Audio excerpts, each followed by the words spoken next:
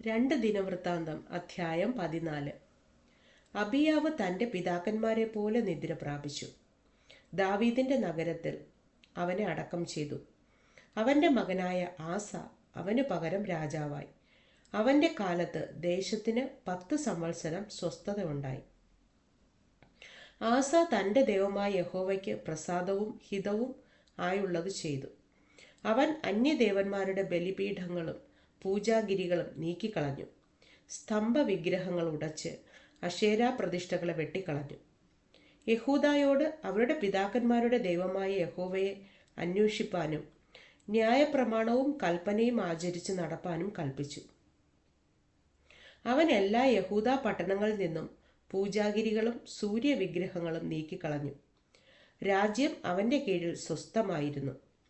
യഹോവ അവന് വിശ്രമം നൽകിയതുകൊണ്ട് ദേശത്തിന് സ്വസ്ഥത ഉണ്ടാകയാലും ആ സംവത്സരങ്ങളിൽ അവന് യുദ്ധം ഇല്ലായകയാലും അവൻ യഹൂദായിൽ ഉറപ്പുള്ള പട്ടണങ്ങളെ പണിതു. അവൻ യഹൂദ്യരോട്, നാം ഈ പട്ടണങ്ങളെ പണിത് അവയ്ക്ക് ചുറ്റും മതിലുകളും ഗോപുരങ്ങളും വാതിലുകളും ഓടാമ്പലുകളും ഉണ്ടാക്കുക. നാം നമ്മുടെ ദൈവമായ യഹോവയെ അന്വേഷിച്ചതുകൊണ്ട് ദേശം നമുക്ക് സ്വാധീനമായിരിക്കുന്നുവല്ലോ. നാം അവനെ അന്വേഷിക്കുകയും അവൻ ചുറ്റും നമുക്ക് വിശ്രമം നൽകുകയും ചെയ്തിരിക്കുന്നു എന്ന് പറഞ്ഞു. അങ്ങനെ അവർ വെടിപ്പായി പണിത് തീർത്തു.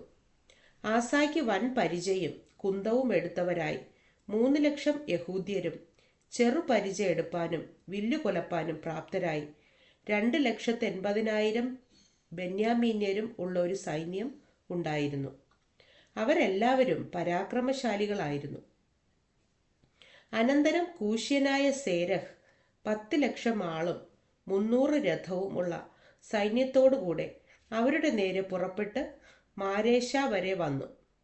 ആസ അവൻ്റെ നേരെ പുറപ്പെട്ടു.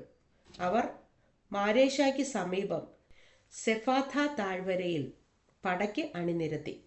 ആസ തൻ്റെ ദൈവമായ യഹോവയെ വിളിച്ചപേക്ഷിച്ചു, യഹോവേ, ബലവാനും ബലഹീനനും തമ്മിൽ കാര്യമുണ്ടായാൽ സഹായിപ്പാൻ നീയല്ലാതെ മറ്റാരുമില്ല. ഞങ്ങളുടെ ദൈവമായ യഹോവേ, ഞങ്ങളെ സഹായിക്കണമേ. നിന്നിൽ ഞങ്ങൾ ആശ്രയിക്കുന്നു. നിന്റെ നാമത്തിൽ ഞങ്ങൾ ഈ പുരുഷാരത്തിന് നേരെ പുറപ്പെട്ടു വന്നിരിക്കുന്നു. യഹോവേ, നീ ഞങ്ങളുടെ ദൈവം. മർത്യൻ നിന്റെ നേരെ പ്രബലനാകരുതേ എന്ന് പറഞ്ഞു. അപ്പോൾ യഹോവ ആസായുടെയും യഹൂദ്യരുടെയും മുമ്പിൽ കൂശ്യരെ തോൽക്കുമാറാക്കി. കൂശ്യർ ഓടിപ്പോയി. ആസായും അവനോട് കൂടെ ഉണ്ടായിരുന്ന പടജനവും അവരെ ഗെരാർ വരെ പിന്തുടർന്നു. കൂശ്യർ ആരും ജീവനോടെ ശേഷിക്കാതെ പട്ടുപോയി. അവർ യഹോവയുടെയും അവൻ്റെ സൈന്യത്തിൻ്റെയും മുമ്പാകെ നശിച്ചുപോയി. അവർ വളരെ കവർച്ചയും എടുത്തുകൊണ്ടു പോന്നു. അവർ ഗെരാറിന് ചുറ്റുമുള്ള പട്ടണങ്ങളെയെല്ലാം നശിപ്പിച്ചു. യഹോവയെങ്കിൽ നിന്ന് ഒരു ഭീതി അവയുടെ മേൽ വീണിരുന്നു. അവർ എല്ലാ പട്ടണങ്ങളെയും കൊള്ളയിട്ടു. അവയിൽ കൊള്ള വളരെ ഉണ്ടായിരുന്നു.